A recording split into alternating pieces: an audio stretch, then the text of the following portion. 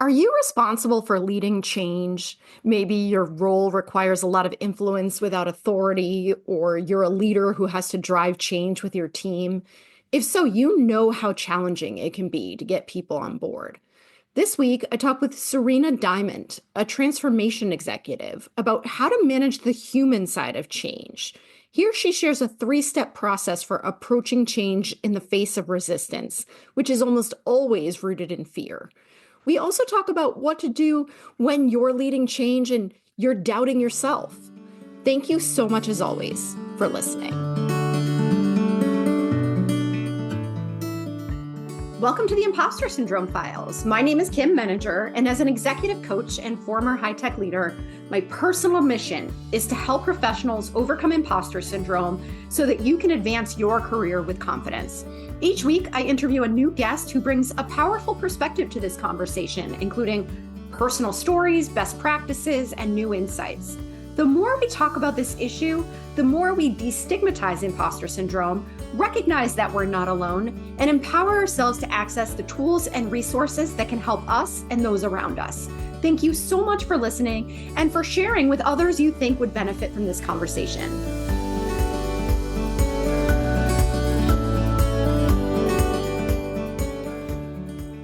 Welcome, Sarena. It's so great to have you here today, and I would love to start by inviting you to introduce yourself. Thank you so much for having me, Kim. I really appreciate it. And I'm Sarena Diamond. I am a independent consultant now after a 30 plus year corporate career where I focused on business and technology transformation for a lot of years. And now I am focused exclusively on that organizational change side of transformation, the part that helps people overcome the resistance to change in some places, helps them to see the outcomes. And I really focus on leaders and helping leaders to develop their own skills, but also the skills of their organization to embrace change and make change happen more simply. And that's such an important area, especially these days where change is probably the only constant in our lives. So true. I wonder, were you doing that kind of work when you were in your traditional corporate role, or was this a change for you? No, I was doing it without it being called, typically organizational change, they used to forget about the organizational part. They just call it change management, or better, they used to call it project or program management. Basically, somebody that can help to guide the direction and the trajectory. At the end of my IBM career, I had been doing leadership activities. And there was only one time in my entire career that I had a leader of mine say to me, can you just keep it status quo? Just focus on the operation. And I recognize that I look at everything just naturally through a transformation lens. Everything in my personal life, in my corporate life, I was always looking to make it better. And not that I, it needed to be, but it was always relentlessly reinventing things that I needed to look at and ways to make it smoother, faster. I used to, I have spreadsheets for things in my personal life. It's how I'm wired. So in my corporate career, while I didn't have those titles, I had leadership roles that were responsible for bringing people through projects and programs and initiatives that were transformative in nature. And through that, I honed not just my own skills in helping bring people through change, but also my love for it. And so now, when I went out on my own almost 3 years ago, I only focused on doing projects and helping leaders sort of be their right hand to do just that. What I discovered through doing that was I know how to make change happen, and I eventually am going to leave, and I don't want to have me coming to an organization, help them do something as opposed to learn to do something. Mm. So that whole feed a fish or teach a fish or whatever.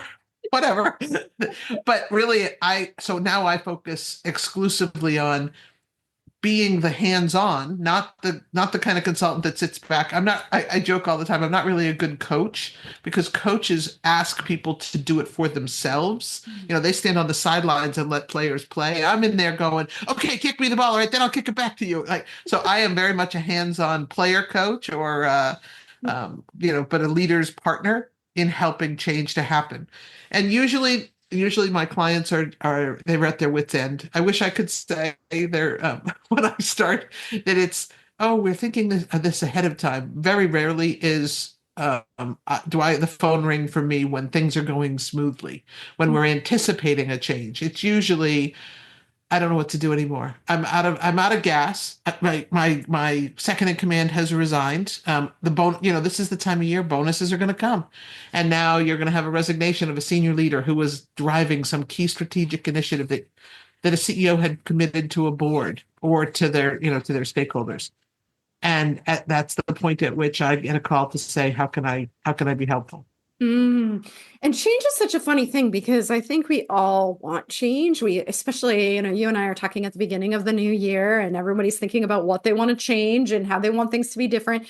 But we also fear change, and it's an incredibly difficult thing for humans to go through because we like things to be predictable, right? We like the familiar. Even it's that whole idea of like the devil, right? Even if you're miserable, there's still part of it that feels safe because you at least know what you're getting, and change you just can't foresee. So what do you think is most challenging when you're working with people on change? What are the key kinds of obstacles that come up? It is a great question because it comes up a lot. Lots of times it comes up at that point where a leader's exacerbated because they just don't understand why people aren't getting on board. Why aren't we engaged? Everything from something small to something big strategic, right? And when I come in, I ask a few questions. They're almost always the same. Change resistance in my 30 plus year career, at the root core of it, it is almost always like 99% almost always based in fear. And it's fear of the unknown. It's fear of doing something that's uncomfortable, to your point about, people like to know what's to expect. They like to see the common. And so if it's fear-based and it's truly about not being able to see yourself in the vision that the leader has expressed, or what does this mean for me? That whole acronym of, what's in it for me kind of thing. One of the things that I start right off the bat with is how would you come about a change if they were truly afraid versus if they were just being stick in the mud, curmudgeons, right? And it's really funny because I have had CEOs that tell me, no, they just don't want to do it. They're just lazy. I'm like, hold on. First of all, we'll talk a couple words, right? Especially around imposter syndrome. The word just should be struck from vocabulary, but we'll get to that in a minute. But the other piece is, would you come about the approach the same way if you truly believed that they were afraid? If they didn't have confidence in their own ability to be where you need them to be? How would you approach it differently? And when I ask those questions of leaders, it almost always changes, like, quickly. It changes the way a leader's stance, their posture is toward the initiative that they're trying to embrace. And when that happens, then you can actually make change occur, because now you're taking it from what do the people need in order to embrace the change and adopt outcomes. I started my career very, very technical, and we used to have technology deployment. That was all the term, right? You're going to deploy a new system, you're going to deploy a new tool, whatever it was. And I learned very clearly in my mid-career to hate the word deploy, because deploy means I've rolled it out.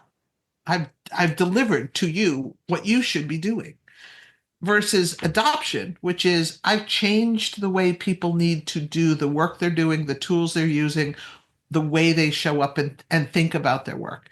And so I would say to people all the time, strike the word deploy, because deploy is a push, right? I've pushed it out to you. What you do with it is up to you. I don't care, right? I've got a package left on my mailbox, on my doorstep. The package is delivered. It doesn't mean that could be life-saving medicine in that box. and it doesn't do any good when you've pushed. But when someone pulls and they say, I've adopted the new way of working, I've adopted the new technology or tool, and they show up that way, then change happens. Yeah, that's such an important point. And it's fundamentally the human side, right? I mean, we can talk about what change looks like from a technology perspective, a process perspective all day long. But if people don't get on board, as you're describing, right, it's meaningless. And so, Right. are there, I love that the way you framed that of would you approach it differently if you knew they were coming from a place of fear and not just stubbornness or resistance, right? What what would you recommend? Because there are a lot of people listening who are likely in a position of influence without authority, or maybe struggling with, I don't know why people aren't doing what I need them to do, right? Are there either questions you would ask or first steps that you would take when you Sure. are in a situation where you sense people are afraid and you still need to get them on board? 100%. And actually, it always starts, there's a third of a three-step process for organizational change. For me, and I'm sure the Prosky people and the experts in the field would say, but over my years of experience, the first piece is always building belief in the why.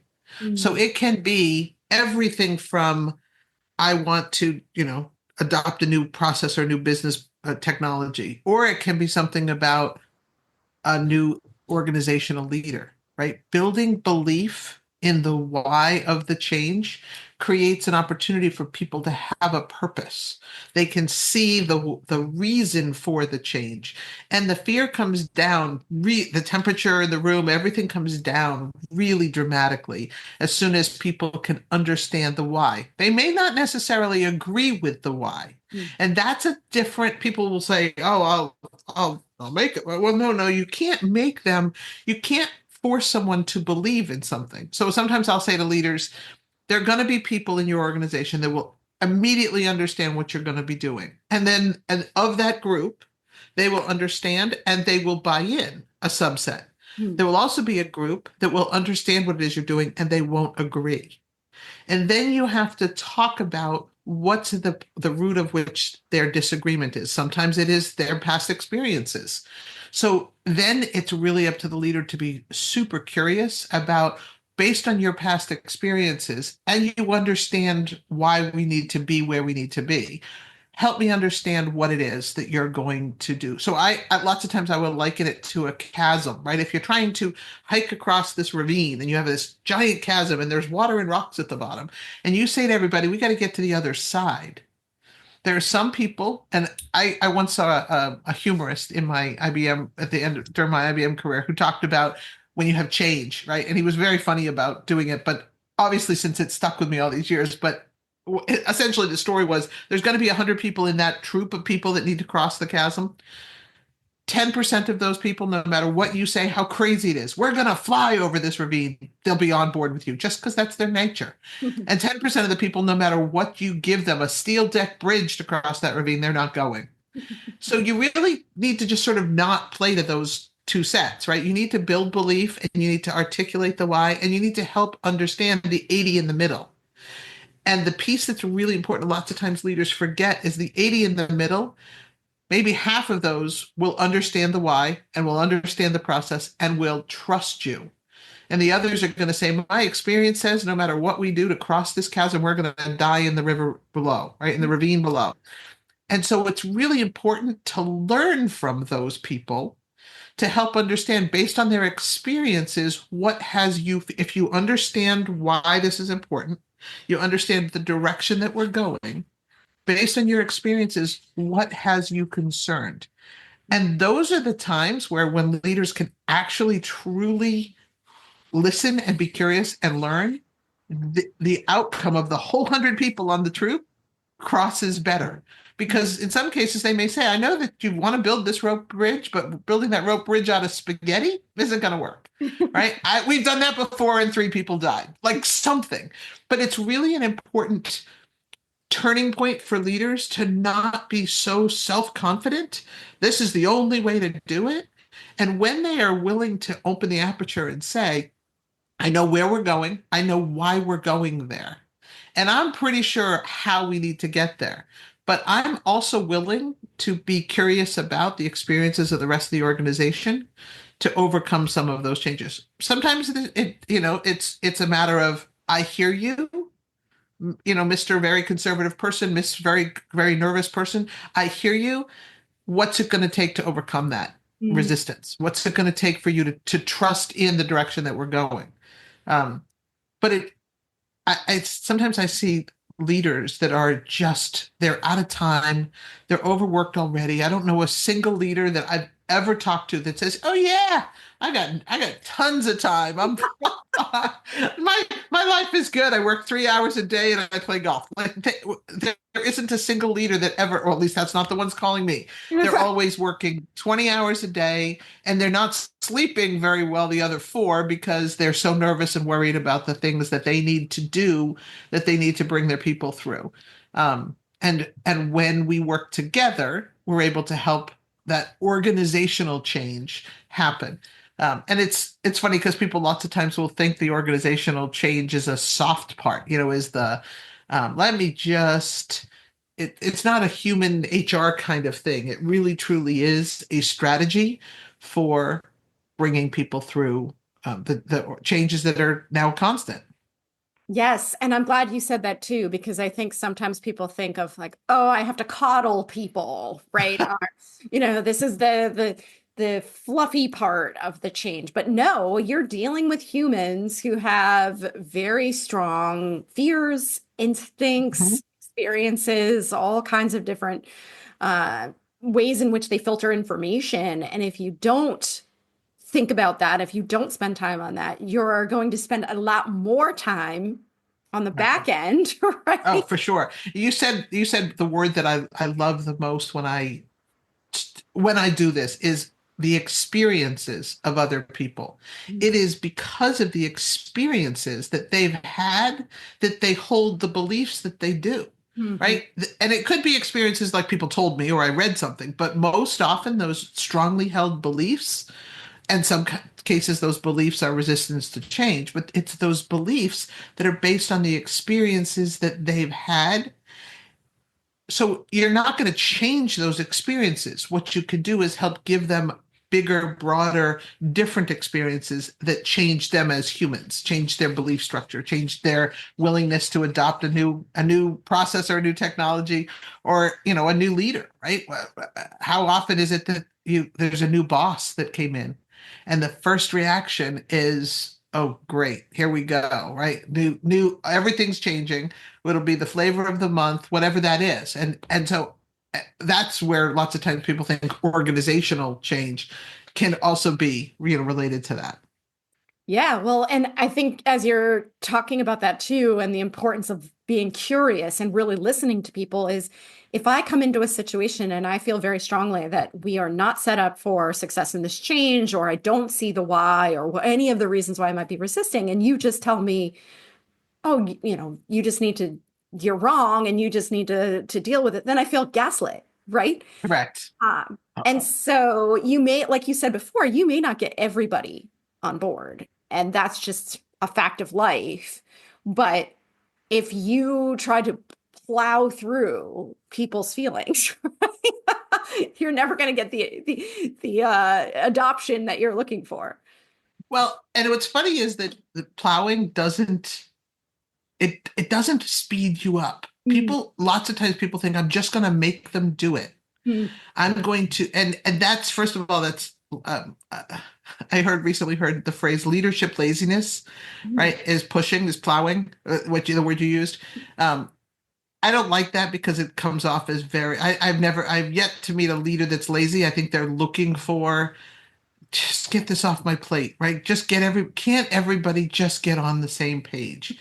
But again, if you go back to those experiences that people had that made them, if you have had a boss in your life, if you've been so blessed to have a boss in your life that was always interested in your experiences, in your feedback, in growing your skills, what experiences can I give you, Kim, that would help you to have more, broader experience or broader contributions to make you feel valued and all of a sudden you're a different human. Mm. And if you think about the leaders that you've had in your life that allow you to have that positive contribution, that positive mindset, the positive ability to build belief in a change that's coming, whether it be work or life, it is amazing how the difference is. And I'm sure that you can think of a million people that if you were to introduce something even positive, I had a friend very early in my life who she just was negative. Like she could find something wrong if her,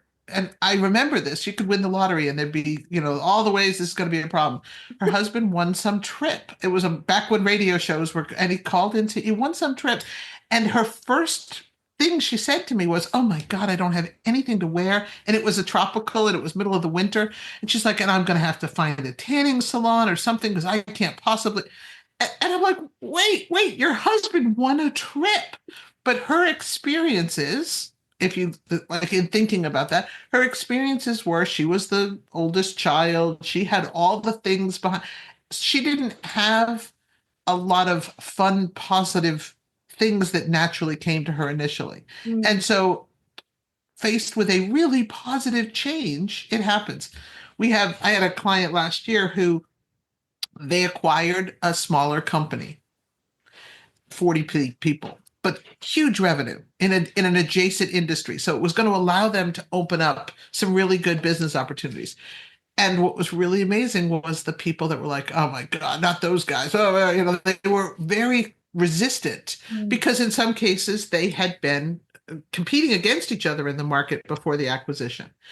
And being able to look at what made them what the experiences that the acquired 40 people had that made them a good acquisition partner and a good cultural fit.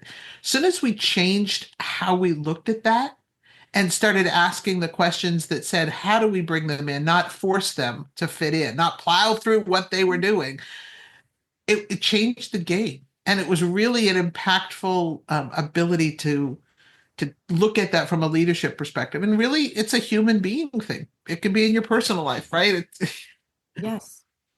Yeah, you're absolutely right. And what strikes me about this is that you're not going to get to that place unless you pause and think about it intentionally. Because when we are in a state of panic, right, or if we're feeling pressure from above to just get it done, we're not thinking expansively about these types of themes, about the questions to ask, about the ways in which to support other people. We're just thinking about how do I do this as quickly as I possibly can. And obviously that leads to the plowing through approach, right? The one that's not as effective. I 100% agree with you. And I do think that the pause is hard. Most of because not because it's typically not a commonly practiced activity, but it's also because there's so much pressure on every leader I know to get more done, to accomplish more things. And so sometimes that's where I don't want this to be a plug, but it's sometimes having a partner who can be your pause partner, right? That's where lots of times I come into organizations and do just that. I had a client also last year, phenomenal organization, and I loved them. I loved everything about their culture and their process. They were struggling to operationalize. They were approaching their first $100 million in revenue. I mean, it was a big, not a small company, and yet they didn't have some standard operating processes. They knew what they wanted, and they had a very, very impressive young woman that was targeted. They wanted her to take on the COO type of role, but they didn't have any operational processes. They didn't even know what that really looked like. They didn't have the C-suite didn't have experiences with someone in a COO type of role. And she wasn't sure. Honestly, she was concerned that she didn't have the experiences that she'd been with the company most of her career. She didn't know that she had the experiences to do that job. And so it was actually probably one of my favorite, certainly my favorite client cultures to date, but also my favorite opportunity to mentor this young woman to say, your experiences are what you are, and they're phenomenal, and they've led you to all kinds of things. But this is a change. Organizationally, it's a change. Business, it's a change. For personal life, but also from a team perspective, how they saw her, right? She'd sort of grown up in the company. And being able to embrace all that went with that was really important. So I actually had sort of a dual role. I stood up all the operational processes that allowed people to standardize and do those things. But at the same time, I was mentoring and helping her experiences to be broader, to allow her to see herself is that in that COO role.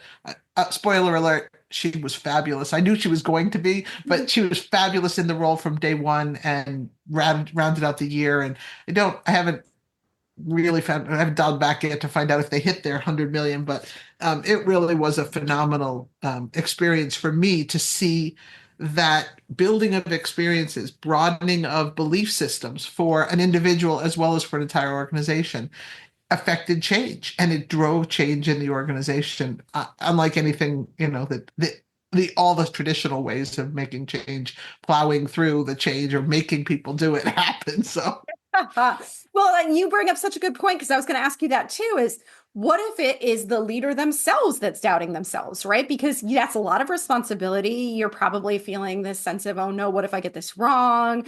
Obviously, imposter syndrome. Who am I to be, sort of demanding these changes from people? And maybe when people do push back, you think, well, maybe they're right? So, right. What thoughts do you have on that? You know what? I love this, and I love actually that your entire podcast focuses on this, because I have yet to meet a leader that, despite the bravado, sometimes it's women. Let's be clear. I worked at IBM during Ginny Rometty's tenure, and she does not come across to anyone as fearful or timid or imposter at all. I'm sure that she struggles with the same kinds of things other leaders do. I've met many women and men leaders who don't struggle outwardly with imposter syndrome, but more so, I meet leaders who are, to your point, they're fearful that they're not enough, that they don't see themselves in that piece that's enough. And it's very interesting, because I look at that and I say, back to those experiences. You can't undo the experiences that you've had. But if you ask yourself, what experiences do I need? And it can be your own personal experience, or can it be an experience that someone on my team has that can make me better as the leader now? Right? I'm not, as a COO, if you get plunked into a COO function, and oh, by the way, it happens to include the IT function and the finance function. I've had a leader say to me, I know nothing about finance. I can sort of fumble my way through the IT decisions, but I know nothing about finance. And I hated all of the accounting classes in my MBA program, right? And I've had that conversation with them to say, it doesn't have to be you. It just has to be your experiences. So when you go find a leader, a second in command, whatever your choice is in that area, and you build out those experiences, it broadens your experience and your comfort level with that topic. And so one of the things that I will help, because imposter syndrome happens to all of us, not just at work. I mean, I have yet to know a new mom who doesn't go, or a new dad who goes, oh, I don't know how to do this. I have a friend's daughter right now who they gave birth very early. Luckily, modern medicine has made it so that these little 6-month-old twin girls are doing phenomenally. And I reached out to the young mom, and because she's been posting and sharing on social media about, and they're, knock on wood, they're doing fabulously well.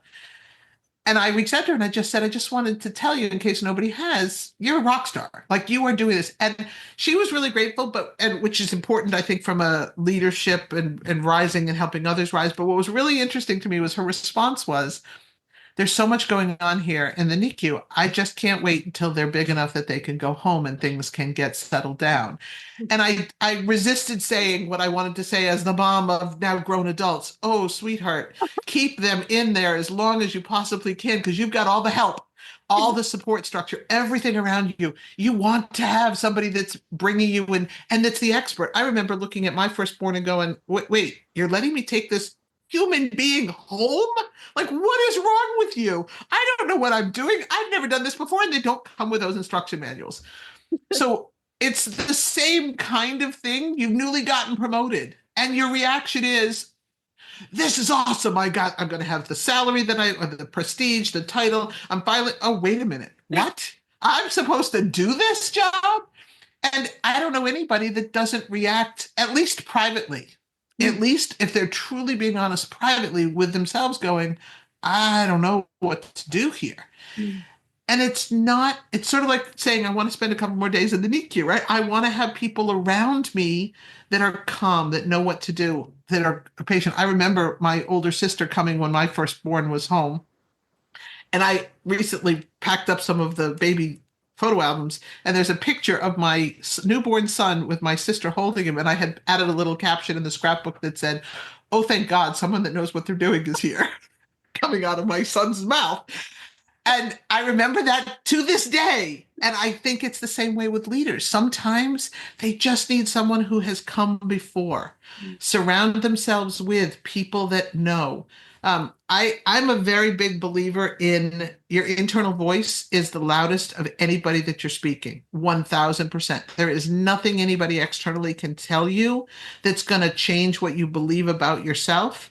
But that doesn't mean you should squelch those voices, right? You should absolutely surround yourself with voices that help you to feel at least validated in what you're doing, at least validated, because imposter syndrome doesn't go away. I don't believe it ever goes away. Once you create that belief or that negative talk, the inner voice, all you can do is try and drown it out with other experiences, other voices that can help you as a leader, as a human, as a new mom, to feel okay with that. And the other thing that I recently there was an interview. Billie Jean King was it was the topic of conversation. I think it was the anniversary of the big match against Bobby Riggs or something was recently in the news. And it was on this, one of the networking groups. And there was a lot of discussion about this. And it was really funny because I remember back to that as a very young girl. And I don't remember thinking it was all that big of a deal. And I spent a lot of time trying to think about why didn't I think it was a big deal? Because I was one of 3 daughters to a single mom who knocked it out of the park, raising us, having a job, holding down a household, who was the only daughter of a single mom with a single aunt who role modeled for them how to, you just do it. You show up and you just do what you need to do. So I didn't grow up with a lot of voices that said girls can't beat a boy at tennis. Like I didn't grow up that way. So I don't struggle with a lot of the internal voices that said, just because I'm a girl, I can't. I have the other internal voices that say, right, but I think we all of us have those experiences.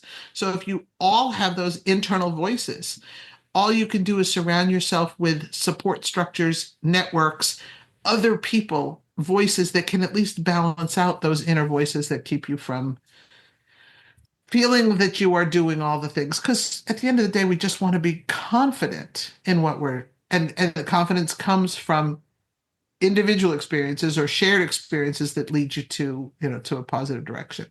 Absolutely. I think that is such an important point. I mean, we spend a good chunk of our lives in school, right? Where we have teachers and we have support resources, whether that's tutors or parents or, people that are helping us with our homework and making sure we're staying on track. We've got peers that we can rely on.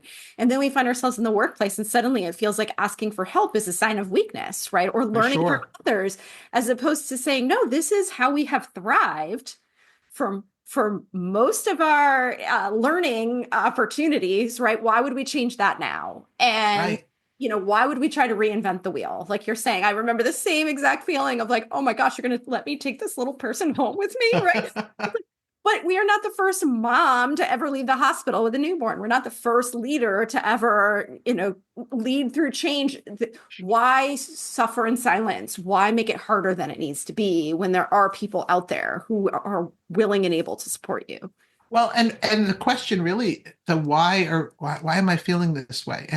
Is there some deep-seated belief I have that says I'm supposed to know it all just because somebody promoted me or somebody hired me or somebody gave me a child and I carried the baby for 9 months? I should know, right? Intuitively not.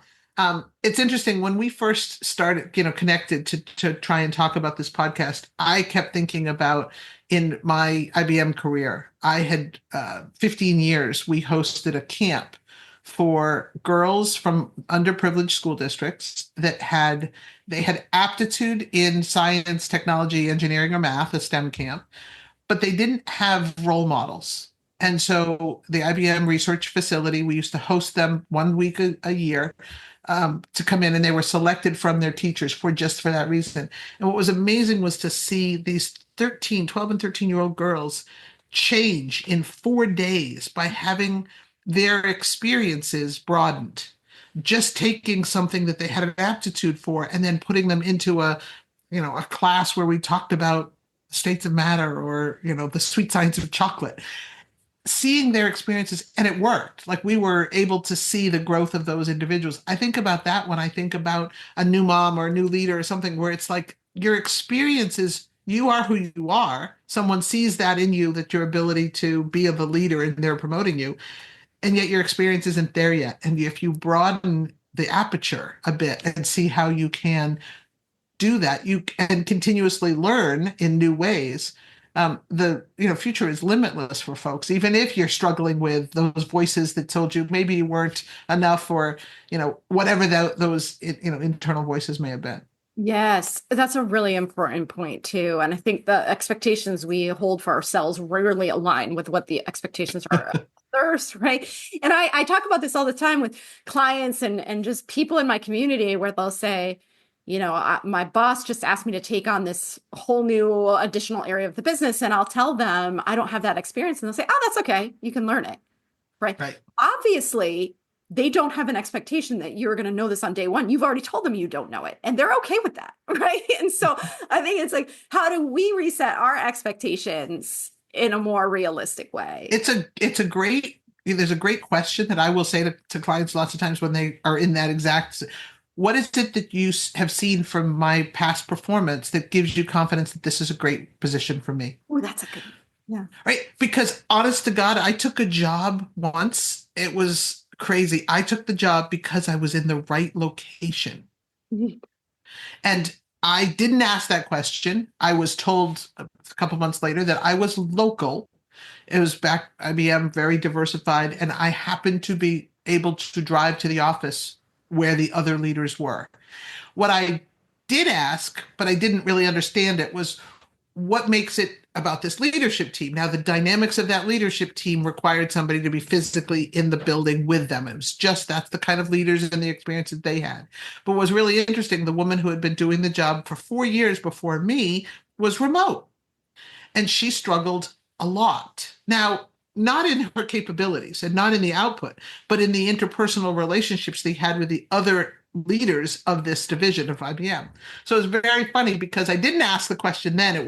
I sort of learned that I should have asked that question, but I'm kind of glad that I didn't, because honestly, I don't know that I would have taken, or I don't know that I would have allowed myself to accept a promotion based on where I lived. That seemed to me to be the voice inside my head, not the right criteria. So I'm glad I didn't ask the question at the time, but it is an easy question when you're still doubting whether you take the job.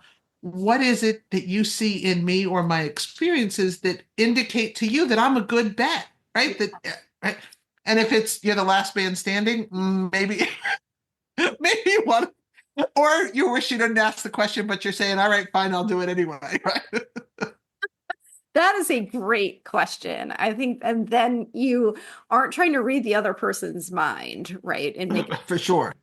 Yeah. Oh my gosh, Sarena, I could spend the rest of the day with you. This is a fascinating conversation, and change is so hard for so many reasons. So I absolutely love the work that you're doing and appreciate the insights that you're sharing.